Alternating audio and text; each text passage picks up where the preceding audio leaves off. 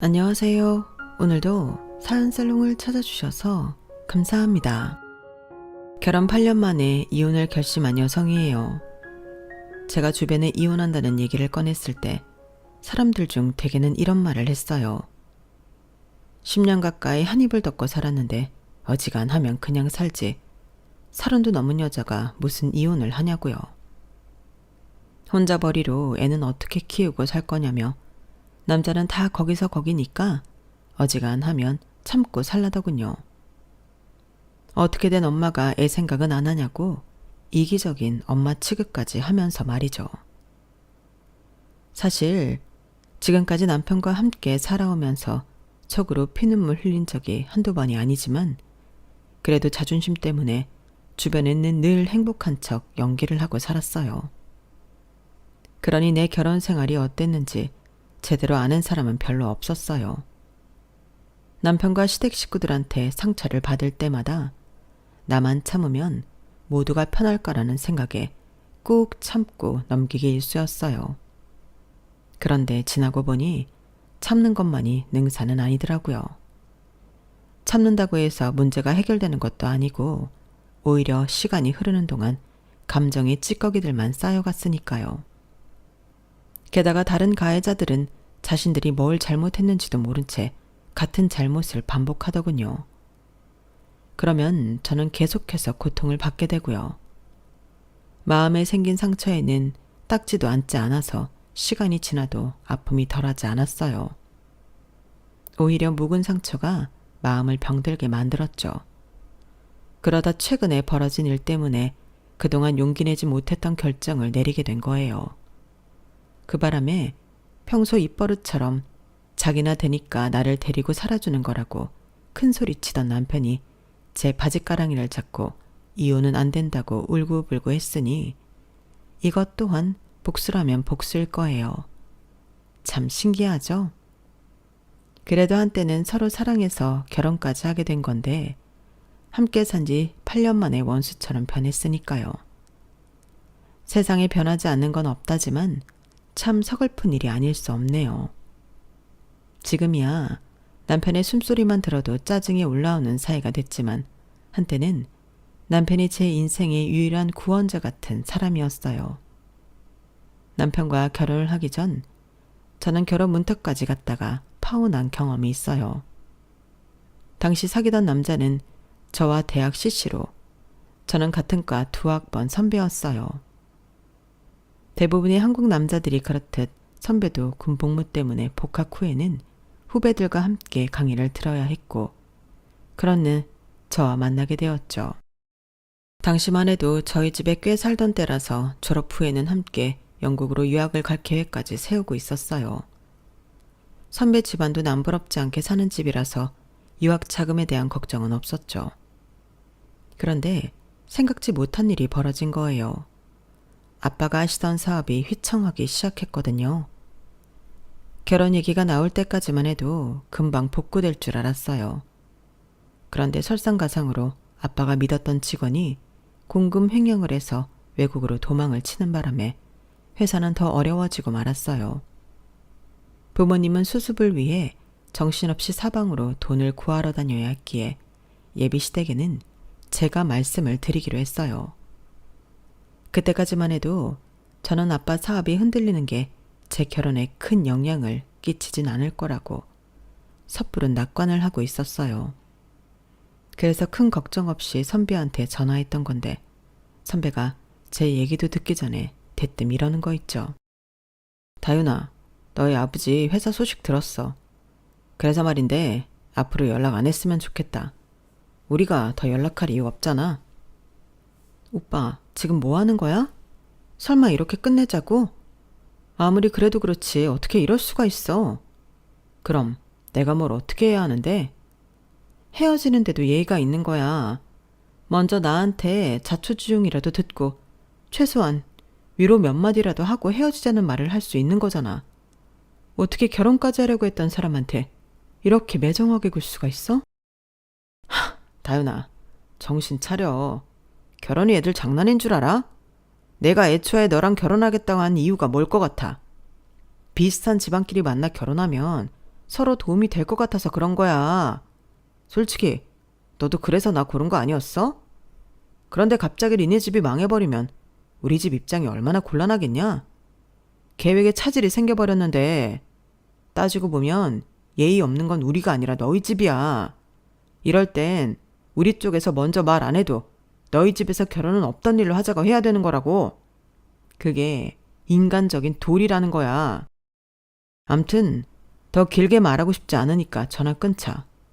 아, 그리고 학교에선 우리 헤어진 거 천천히 알리는 걸로 해. 너희 집 망하자마자 헤어진다고 하면 괜히 나만 욕먹을 거 아니야. 어차피 이번 학기 마치면 유학 떠날 생각이었으니까 그때까지는 사귀고 있는 걸로 하라고. 선배는 지금까지 사귀면서 단 한 번도 들어본 적 없는 싸늘한 말투로 파혼 요구를 했어요.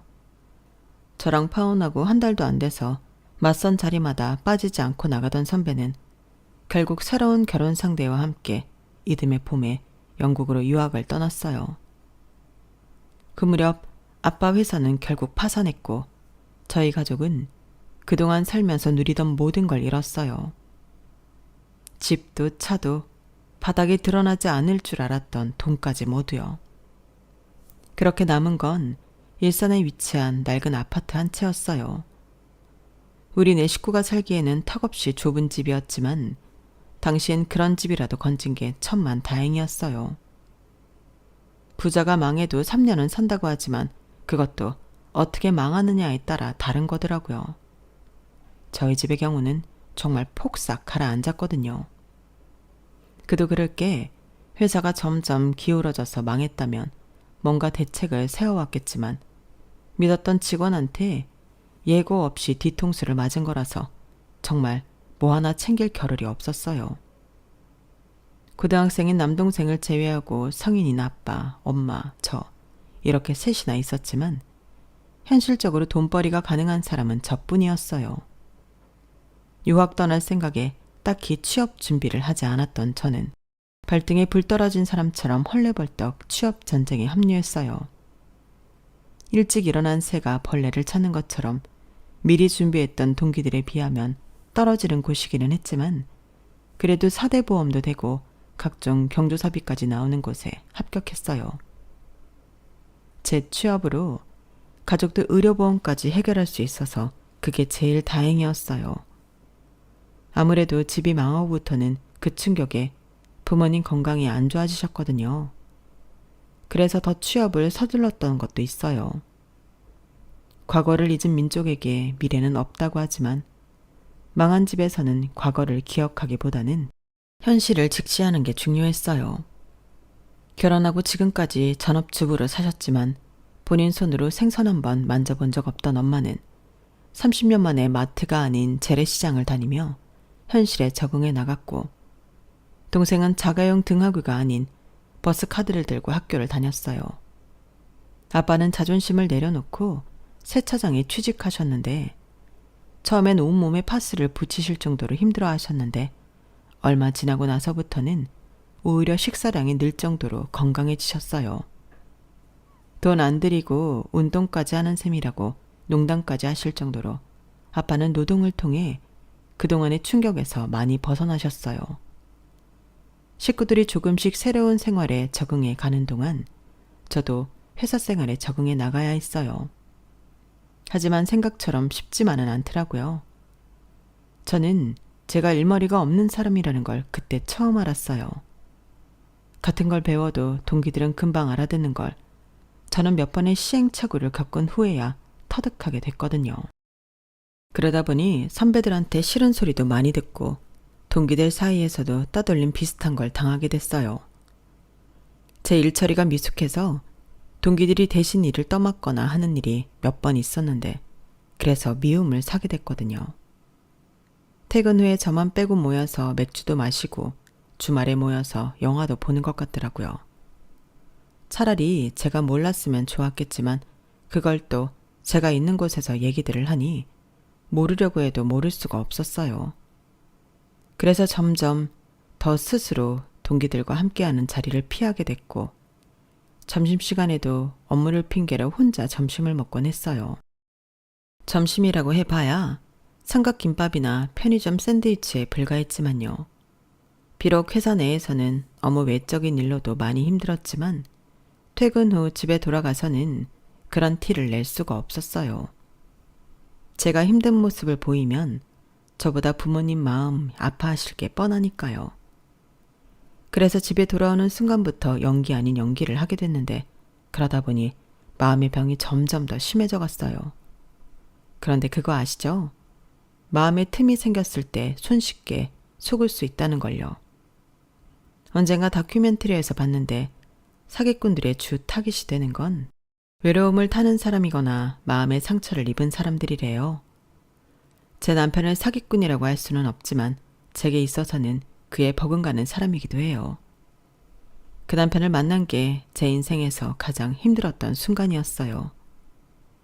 회사 생활에 적응을 못하고 겉돌던 그때 저희 회사와 협업을 하던 공기업이 있었는데 남편은 거기 직원이었어요. 공동 프로젝트를 통해 남편과 자주 미팅을 갖게 되었고 업무적인 일로 자주 통화도 하다 보니 금방 가까워진 거예요.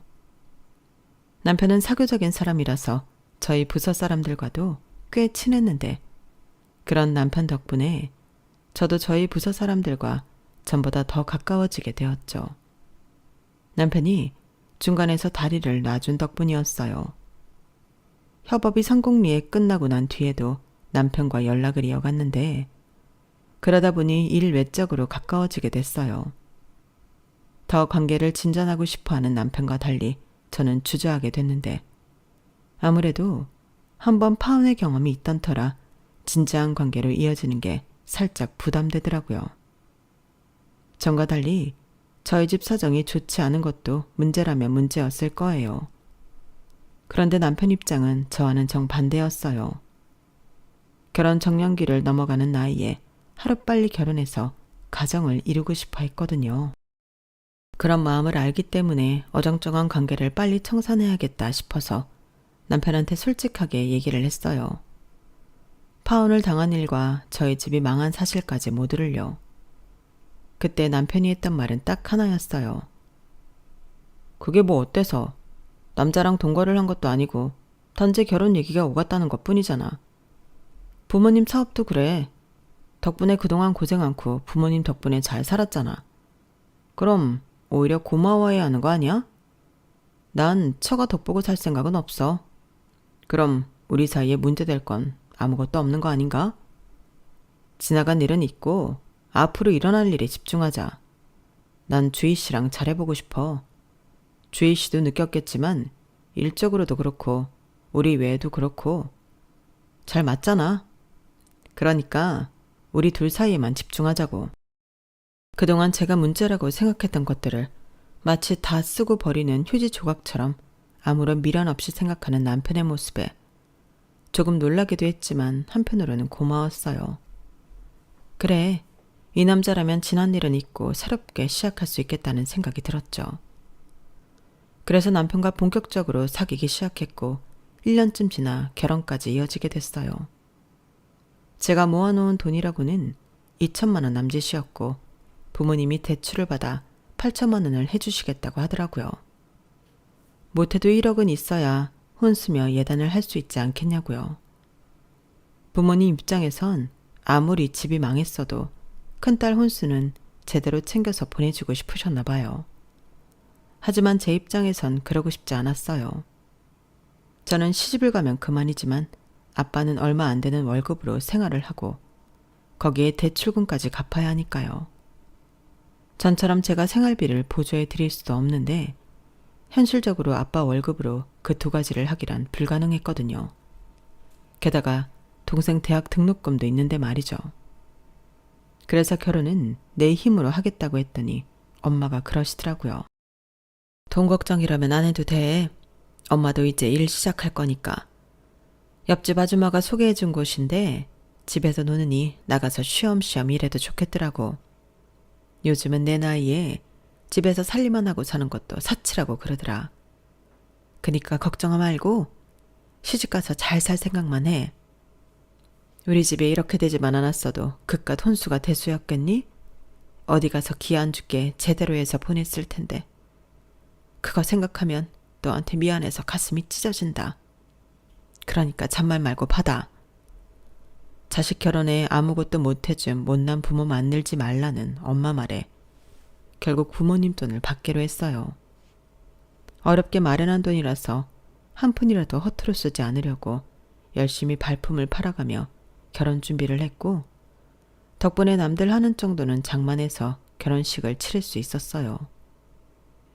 신혼집은 시댁에서 20평대 아파트를 전세를 해주셔서 저는 그에 맞는 혼수만 채우면 됐어요.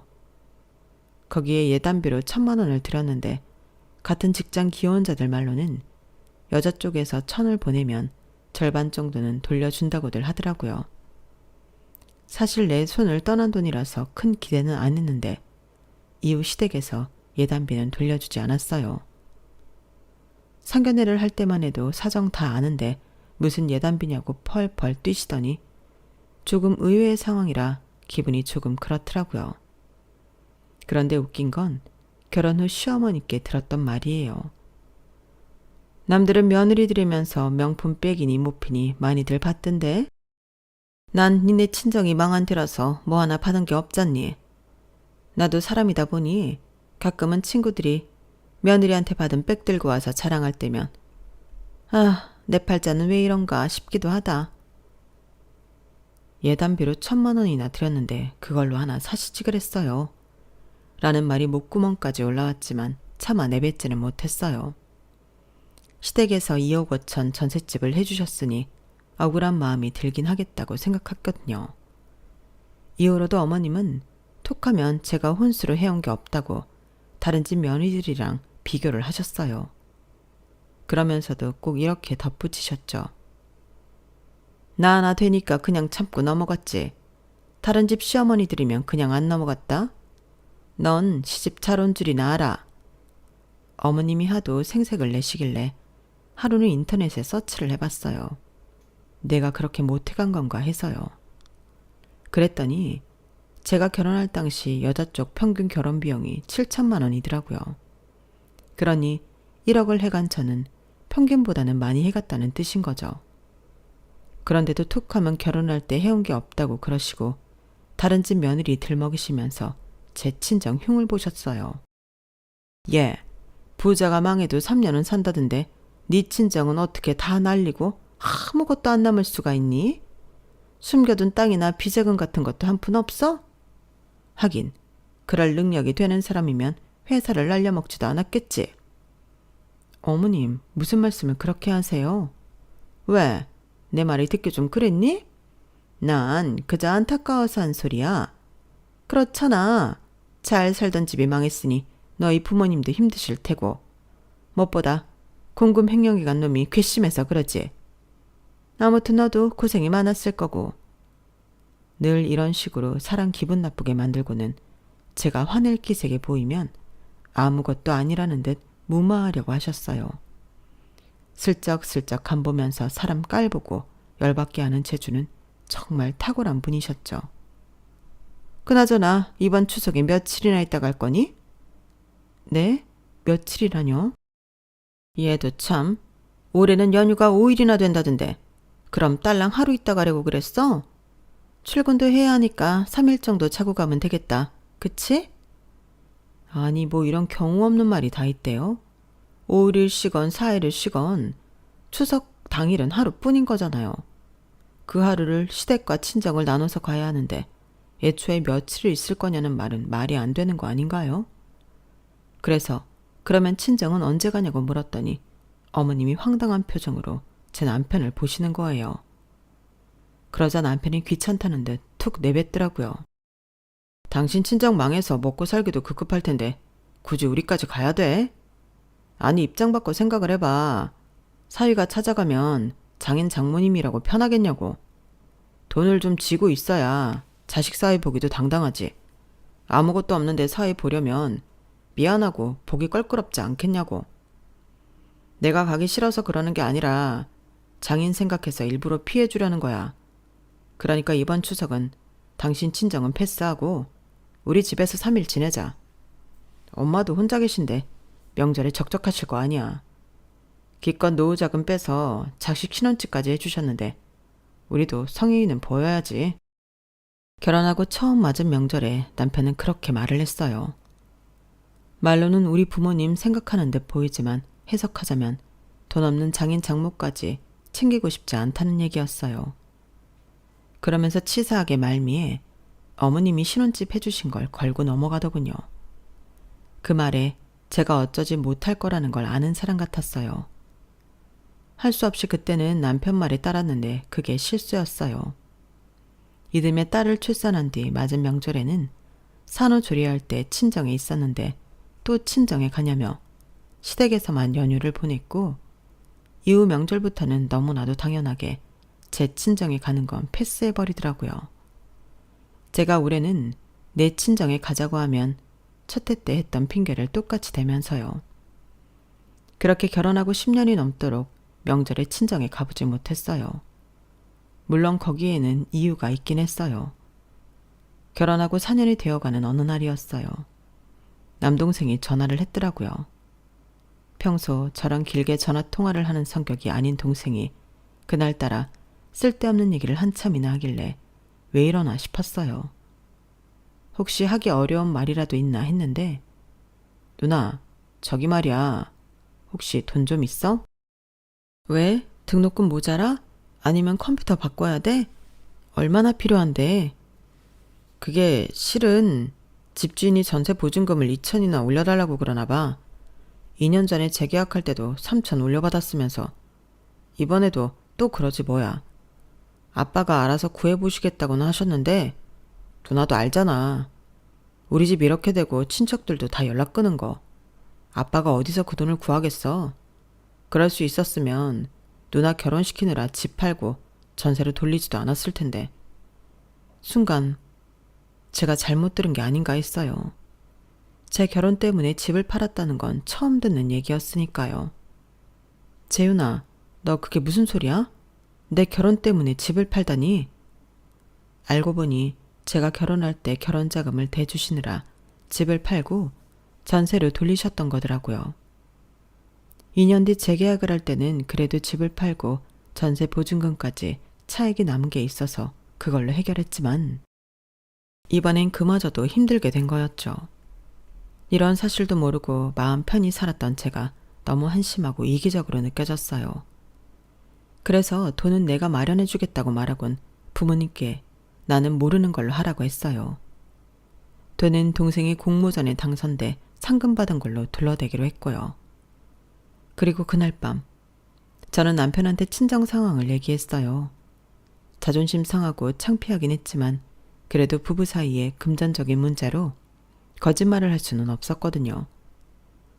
그래서 말인데 내가 모아둔 돈 중에서 2천만 원을 친정에 보내주고 싶은데 당신이 이해 좀 해주면 안 될까? 당시 제 수중에 돈이 있었던 건 우리 부부가 합의했던 월급 관리 방식 덕분이었어요. 결혼 전에 남편이 그랬거든요. 공동 생활비를 제외한 돈은 각자 관리하자고요. 그래서 결혼하고 쭉 공동 생활비를 제외한 돈은 각자 가지고 있었어요. 그렇게 모은 돈은 나중에 집을 사거나 목돈이 필요할 때 나눠서 쓰자고요. 그런 돈에서 일부를 친정에 보내는 거니까 남편의 허락을 받아야만 했죠. 아니, 꼴랑 8천이 없어서 집까지 파셨던 거야? 진짜 이런 말하긴 좀 그렇지만 당신 부모님 해도 해도 너무한다. 아니, 집도 없으면 나중에 노후는 어쩌려고. 설마 그때도 우리한테 기대려고 그러시는 건 아니지? 그건 절대 안 돼. 나는 처가 덕도 안 바라지만 처가를 책임질 생각도 없으니까. 그리고 당신이 2천만 원 친정에 보낸다면 나도 내 돈 중에 2천은 내 마음대로 쓸 거야. 그래도 되지? 결국 그렇게 타협을 하고 친정에 돈을 보냈어요. 부모님께는 동생이 공모전에 당선이 돼서 상금을 받은 걸로 했고요. 이런 일까지 있었기 때문에 제가 명절에 친정 나들이 가는 게 더 눈치가 보이게 된 거예요. 그러다가 몇 년 뒤 남동생이 결혼을 한 뒤에는 동생네 부부가 있으니 우린 시어머니 혼자 계신 시댁에 가는 게 맞다는 신박한 논리를 펼치더군요. 그런데 그때까지도 제가 몰랐던 게 하나 있었어요. 남편과 시어머니가 늘 무기처럼 사용했던 저희 신혼집 보증금 말이에요. 제가 남편과 시댁에 잡혀 살게 됐던 그 원인이 애초에 다 거짓말이었던 거예요. 진실은 생각지도 못한 순간에 밝혀졌어요. 하루는 회사에서 일을 하고 있었는데 집주인이 전화를 했더라고요. 혹시 전세 보증금을 올려달라고 전화한 건가 했더니 그게 아니라 저희가 살고 있는 집을 살 생각이 있냐고 묻지 뭐예요. 급하게 팔아야 하는 거라서 저희가 산다고 하면 시세보다 싸게 주겠다고요. 서울 외곽 지역이긴 해도 그 정도면 가격도 괜찮고 우리 살기에도 편해서 당장 잡아야 할 것 같았어요. 그래서 남편이랑 상의해서 연락드리겠다고 했죠. 저는 당연히 남편도 그렇게 하자고 할 줄 알았거든요. 그런데 우리가 돈이 어딨어? 당신 돈 있어? 내가 가진 돈은 3천 정도 있어. 자기는 얼마나 있어? 저야 몇 년 전에 친정에 2천 해드려서 3천밖에 없지만 남편은 저보다 많이 가지고 있을 거라고 생각했어요. 월급도 저보다 높기도 했으니까요. 그런데 없어. 내가 모을 돈이 어딨어. 전세 대출금에 엄마 생활비까지. 거기까지 말을 하던 남편이 그제야 자기가 하지 말아야 할 말을 했다는 걸 깨달았는지 입을 꾹 다물었어요. 하지만 이미 제가 다 들은 상황이라 소용없었죠. 전세 대출금? 당신이 왜 전세 대출금을 받았는데? 그리고 어머님 생활비는 또 뭐고? 아니 그게... 아이씨, 그래 우리 결혼할 때 이 집 내 이름으로 대출받았어. 그럼 어떡하냐? 엄마가 가진 돈이 없다고 그러는데 다행히 내가 신용등급이 높아서 80% 가까이 대출이 되더라고. 그래도 나머지 20%는 엄마가 해줬으니까 엄마가 안 해준 건 아니야. 엄마가 해주나 내가 하나 우리 집에서 해준 거 마찬가지잖아. 안 그래? 그게 어떻게 마찬가지야. 결혼 후에도 당신 월급에서 대출금이 계속 나가건데. 그래놓고 지금까지 내 친정 욕했던 거야? 결혼할 때 해준 거 없다고? 어이가 없어서 정말. 따지고 보면 당신 집에서 해온 게 더 없는 거잖아. 그래놓고는 그동안 내 친정 무시하기나 하고. 어쩜 사람이 이럴 수가 있어? 당신은 어머님 생활비까지 대주면서 내가 친정에 돈 보낼까 봐 툭 하면 내 계좌 검사까지 하고. 정말 사람이 그러는 거 아니야. 서운함을 넘어서 내 앞에 앉아있는 이 남자를 도저히 믿을 수 없다는 생각까지 들었어요. 하나부터 10까지 거짓말이 아닌 게 없는 사람이었으니까요. 시어머니 생활비요. 그거 대줄 수 있어요. 자식이 부모 부양하는 건 당연한 거니까요. 그런데 적어도 남의 부모 가슴에 못 박으면서까지 그러면 안 되는 거죠. 명절에 친정 잠깐 들리자고 하는 것도 치사하게 돈 얘기 꺼내면서 못 가게 하고, 내 친정에 갈 때는 빈손으로 가면서 자기 엄마 집에 갈 때는 저한테 이거 사와라 저거 사와라 시키는 것도 그렇고, 처가 덕은 기대도 안 한다고 하면서도 회사 운영할 때 비자금 한 푼 못 챙긴 우리 아빠를 한심하게 얘기했던 것까지. 이제 와서는 모든 게 다 화가 나고 열이 받았어요. 그리고 그동안 살면서 남편과 시어머니한테 받았던 무수한 상처들은 결국 저로 하여금 이혼이라는 결과를 향해 달려가게 만들었어요. 지난해 겨울 출근 준비를 하던 중 화장실에서 정신을 잃고 쓰러지셨던 아빠가 의식 없이 누워 계신 지 일주일 만에 세상을 떠나셨어요. 회사를 잃은 뒤로 세차장과 물류창고 경비, 그러다 최근엔 아파트 경비까지 젊은 시절에도 해보지 않았던 힘든 일들을 전전하시면서 가장의 노릇을 다하셨던 아빠였기에 가여운 마음과 고마움, 그리고 죄스러운 마음까지 들었어요. 내가 결혼을 서두르지 않았다면 조금 더 친정에 살림에 보탬이 됐을 거라는 생각에 더더욱 그랬던 것 같네요. 장인 장례식인데도 남편은 회사 일을 핑계로 밤이 돼서야 장례식장으로 왔더라고요. 저도 이미 이 남자한테 마음이 떠난 터라서 사실 서운한 감정도 없었어요. 속으로 너희 엄마 돌아가실 때 나도 똑같이 해줄 테니 그때 보자, 이런 생각을 할 뿐이었죠. 남편은 피곤한데 쉬지도 못하고 장례식장까지 지키게 됐다고 투정을 부려댔어요. 그런데 그때 낯이 익은 손님 한 분이 찾아오셨더라고요. 아빠와는 고등학교 동창으로 제가 고등학생 때까지만 해도 가족들과 함께 저희 집에 자주 찾아오시던 분이었어요. 그런데 그분이 저희 엄마한테 뜻밖의 얘기를 하시지 뭐예요. 재수 씨는 모르겠지만 제가 회사를 확장할 때 정배한테 돈을 빌렸습니다. 당시에도 꽤 큰 돈이라 담보로 제 수위의 땅을 맡겼는데 정배가 그 어려운 상황에도 그 땅을 처분하지 않았더라고요. 덕분에 몇 년 전에 그 땅을 처분할 수 있었습니다. 돈으로 받은 건 아니고 아파트 단지가 들어선다고 해서 집으로 대신 받기로 했었는데 면적이 넓어서 그랬는지 50평대 아파트 2채를 받게 됐지 뭡니까. 오랜 시간 원금은 고사하고 이자 한 번 못 보냈는데도 한 번도 닥달하는 일도 없고 땅도 처분 않고 있어준 게 고마워서 그중 한 채는 정배한테 넘기려고 연락을 해봤지만 통 연락처를 아는 사람이 없더군요. 회사가 넘어가고 주변 사람들과 연락을 끊어서 그랬던 모양인데 이렇게 부고를 받게 될 줄이야. 너무 늦게 찾아와서 죄송합니다. 동생이 아빠 수첩에 적혀있던 수백 개의 번호로 부고 문자를 보냈는데 아빠 친구분한테도 그 문자가 갔던 모양이었어요. 한참을 아빠 영정 앞에서 눈물을 흘리던 친구분은 저희 엄마한테 아파트 관련 서류가 담긴 봉투를 건네주고 가셨어요.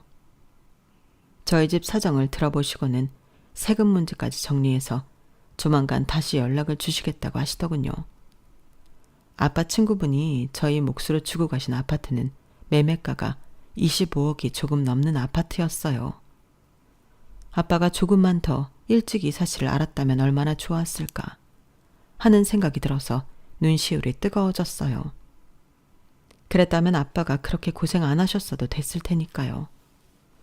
엄마랑 남동생도 저와 같은 생각인지 고가의 아파트를 받고도 기쁘기보다는 착잡한 표정이었어요. 딱 한 사람, 제 남편만 빼고요. 아빠 친구분이 주고 가신 게 25억 상당의 아파트라는 말에 남편의 눈썹이 들썩이더라고요. 말 안 해도 남편이 속으로 무슨 생각을 하는지 알 수 있었어요. 아주 두 눈에 탐욕이 가득 차 있었거든요. 하지만 남편이 뭘 원하든 저는 절대로 그 뜻대로 해주지 않을 생각이었어요. 이미 남편과 이혼을 결심한 상태였으니까요. 장인 장례식장에서까지 인간 말종 모습을 보인 남편한테 뭘 더 기대하고 살겠어요. 그런 놈한테 줄 수 있는 건 이혼 서류 하나뿐이죠. 그런데 아니나 다를까 남편이 늦은 밤 저를 살짝 부르더라고요. 엄마와 동생 내외 눈을 피해 주차장으로 데려간 남편은 그제야 본심을 드러냈어요. 야, 쥐구멍에서 벼뜰날 있다더니 이게 웬 떡이야? 가만히 있어봐. 상속 배분이 어떻게 되나? 장모님이 5, 처남이랑 당신이 2.5씩 맞나? 그럼 25에 4분의 1이니까 6억이 조금 넘네. 야, 세금은 그쪽에서 처리해준다고 했지? 그럼 우리는 세금 안 내도 되는 건가? 아닌가? 그래도 상속세는 따로 내야 되나? 이놈의 상속세가 문제네. 뭐 그래도 없던 돈이 수억씩이나 손에 들어오는 건데 그 정도는 이해해야지. 여보, 우리 그 돈 받으면 엄마 차 좀 바꿔주자. 우리 엄마 소원이 벤츠 끌고 마트 가는 거거든. 야, 이번 생에 그 소원 못 들어드리나 했는데 이렇게 장인 덕에 이루게 됐네. 요즘 벤츠가 얼마나 하려나? 아주 떡줄 사람은 생각도 않는데 지 혼자 김치국을 사발로 들이키고 있었어요. 장인 장례식장에 들어서면서부터 아주 싫은 티 팍팍 내며 힘들어 죽겠다고. 장인은 죽을 거면 주말에 죽지 왜 평일에 죽어서 쉬지도 못하게 하냐고 투덜대던 그놈이 맞나 싶을 정도로 아주 신이 나서 날아갈 것 같더라고요. 당신 참 뻔뻔한 사람이다. 우리 아빠 유산을 왜 당신이 챙겨? 그걸로 왜 당신 엄마 벤츠를 사줘야 되냐고. 그게 네 돈이니? 가난한 친정이라고 명절에 찾아가지도 않았으면서 유산은 탐이 나나 보지? 넌 정말 인간 쓰레기다. 적어도 오늘만큼은 내 앞에서 그딴 소리는 하지 말았어야지. 부모 잃은 배우자 옆에서 그게 할 소리냐고.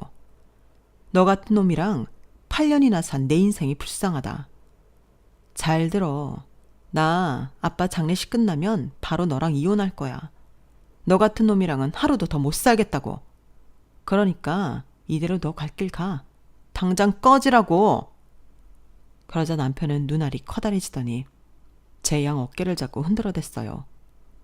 아니 여보, 그런 게 어딨어. 지난 8년 동안 힘든 고비 같이 넘어왔는데 이제 빚 보게 되니까 헤어지자고? 이렇게 이기적인 결정이 어딨냐고. 난 이혼 못해. 절대 안 해. 막말로 내가 바람을 피웠어. 가장 노릇을 못했어. 뭐 하나도 이혼 사유에 해당되는 게 없는데 내가 왜 이혼을 당해야 하냐고. 절대 안 돼. 놀고 있네. 이혼 사유가 없어? 넌 시작부터 이혼감이었어. 당신 집에서 해줬다고 했던 전셋집, 그거 당신이 대출받았던 거 나한테 속인 거잖아. 당신 월급으로 어머님 생활비 대준 것도 지금까지 나 속여왔던 거잖아. 그것만으로도 넌 이혼 사유 충족이야.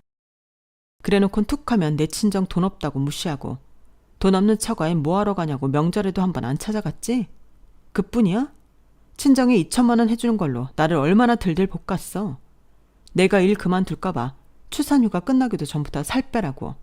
업무 복귀할 사람이 몸이 그게 뭐냐고. 얼마나 나를 힘들게 했냐고. 내가 친정에 돈 보낼까봐 내 계좌 검사까지 하면서 정작 네 돈은 네 멋대로 다 쓰고 살았잖아. 그래놓곤 이제 와서 우리 아빠 유산을 노려?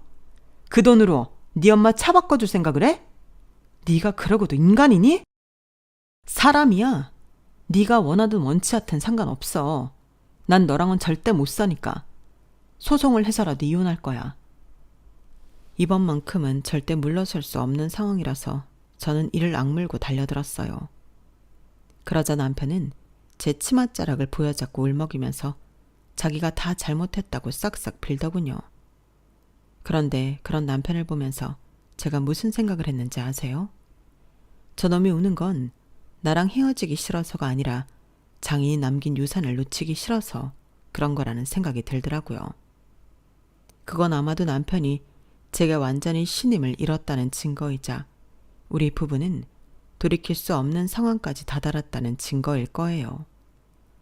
아빠 장례식이 끝나고 저는 남편한테 이혼 서류를 내밀었지만 남편은 끝까지 거부했어요. 그래서 결국 소송까지 가게 되었죠. 그 바람에 남편은 제게 양육비는 물론 위자료까지 물어주게 되었어요. 그러게 진작에 이혼 서류에 도장 찍었으면 재산 분할을 끝으로 깔끔하게 헤어질 수 있었는데 끝까지 고집 부리다가 위자료까지 물어주게 되었으니 참 멍청한 짓을 한 셈이죠. 이혼 후 저는 딸아이를 데리고 친정 엄마와 함께 살고 있어요. 아빠 친구분한테 받은 집에서요. 당장 돈이 필요한 것도 아니고 굳이 집을 팔 필요가 없을 것 같아서 아파트는 팔지 않기로 했거든요. 더는 집주인한테 보증금 올려달라는 전화를 안 받아도 돼서 엄마는 그게 제일 편하고 좋다고 하시더라고요. 더불어 이제는 벽에 마음대로 못질도 하고 살 수 있게 됐다고 얼마나 좋아하시던지. 아침마다 어린 딸을 어린이집에 맡기고 출근하는 게 늘 마음에 걸렸는데 이제는 엄마가 봐주시니까 얼마나 마음이 편한지 몰라요. 엄마도 일 그만두고 집에서 손녀딸이랑 시간을 보낼 수 있어서 좋아하시고요. 조금씩 모든 게 자리를 잡아가고 있는 요즘이 행복하기만 하답니다. 앞으로는 남들한테 보여지는 행복이 아니라 정말 나를 위한 행복을 따라 살아갈 생각입니다. 그래야 내 아이도 행복의 참뜻을 알 수 있을 테니까요. 지금까지 제 사연을 들어주셔서 감사합니다. 더 힘내서 잘 살아가 보겠습니다. 여러분의 오늘도 내일도 행복하시길 바랍니다. 여러분, 사연 댓글에 응원과 현명한 조언 부탁드려요. 좋아요와 구독은 저에게 큰 힘이 됩니다. 오늘도 좋은 일 가득하세요.